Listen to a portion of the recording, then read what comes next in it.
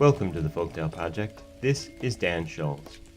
Today's story is a Native American folktale, and it stars our favorite trickster, Iktomi, as well as what I'm soon finding to be one of the most dangerous animals in the world. This is Iktomi and the Turtle. The huntsman Patkasa, turtle, stood bent over a newly slain deer.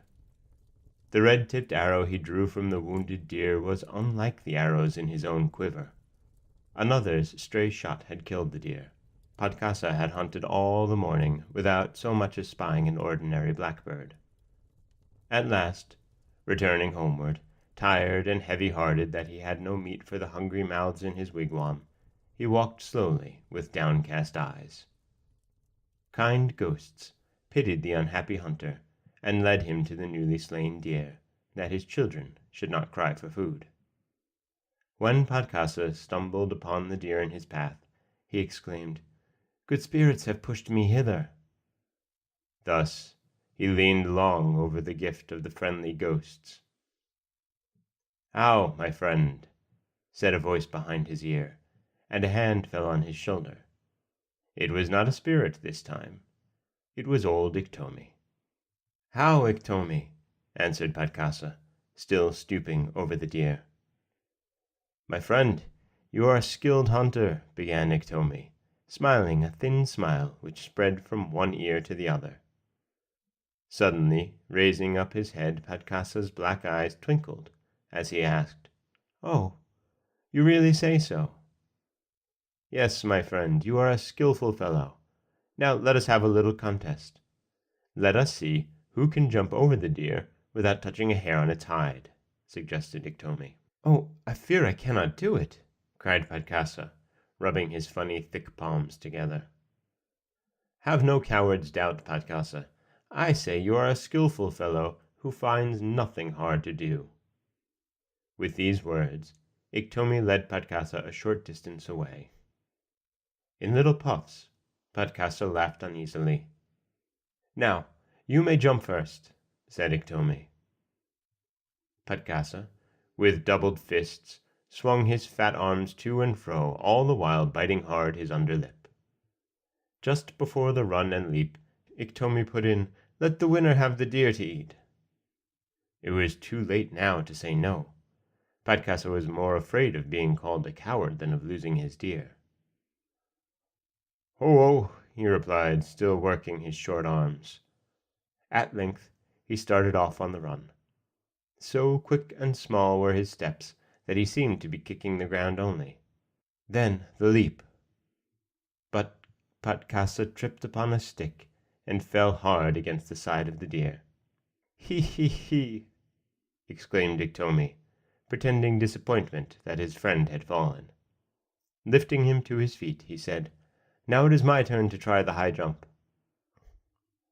Hardly was the last word spoken than Iktomi gave a leap high above the deer.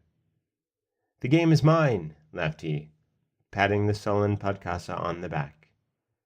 "My friend, watch the deer while I go bring my children," said Iktomi, darting lightly through the tall grass. Patkasa was always ready to believe the words of scheming people and to do the little favors anyone asked of him. However, on this occasion he did not answer, "Yes, my friend." He realized that Iktomi's flattering tongue had made him foolish. He turned up his nose at Iktomi, now almost out of sight, as much as to say, "Oh no, Ikto, I do not hear your words." Soon there came a murmur of voices. The sound of laughter grew louder and louder. All of a sudden it became hushed. Old Iktomi led his young Iktomi brood to the place where he had left the turtle, but it was vacant. Nowhere was there any sign of Patkasa or the deer. Then did the babes howl. "Be still," said Father Iktomi to his children. "I know where Patkasa lives. Follow me. I shall take you to the turtle's dwelling." He ran along a narrow footpath toward the creek nearby. Close upon his heels came his children, with tear-streaked faces. "There," said Iktomi in a loud whisper, as he gathered his little ones on the bank. "There is Patkasa broiling venison. There is his teepee, and the savory fire is in his front yard." The young Iktomis stretched their necks and rolled their round black eyes like newly hatched birds. They peered into the water. "Now, I will cool Patkasa's fire. I shall bring you the broiled venison. Watch closely. When you see the black coals rise to the surface of the water, clap your hands and shout aloud, for soon after that sign I shall return to you with some tender meat." Thus saying, Iktomi plunged into the creek. Splash, splash! The water leaped upward into spray. Scarcely had it become leveled and smooth, then there bubbled up many black spots. The creek was seething with the dancing of round black things. "The cooled fire! The coals!" laughed the brood of Iktomis. Clapping together their little hands, they chased one another along the edge of the creek.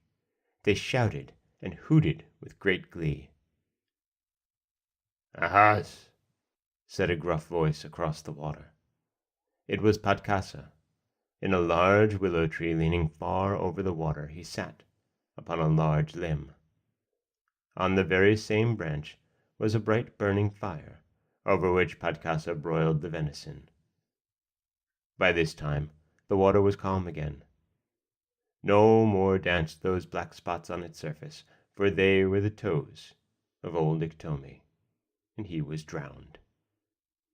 The Iktomi children hurried away from the creek, crying and calling for their water-dead father. And that is the story of Iktomi and the Turtle, a Native American legend, and one that once again proves the turtle is the toughest of all of God's creatures. This is Dan Scholes for the Folktale Project. Don't forget that you can subscribe to the podcast on Apple Podcasts, Stitcher, Google Play, Overcast, anywhere that you like to get your podcasts. You can also follow us on Twitter at Folktale Project. You can find us on Auto Radio, TuneIn Radio, and iHeartRadio. And you can always head over to folktaleproject.com, where you'll find a new story waiting for you every weekday morning. Thanks for listening.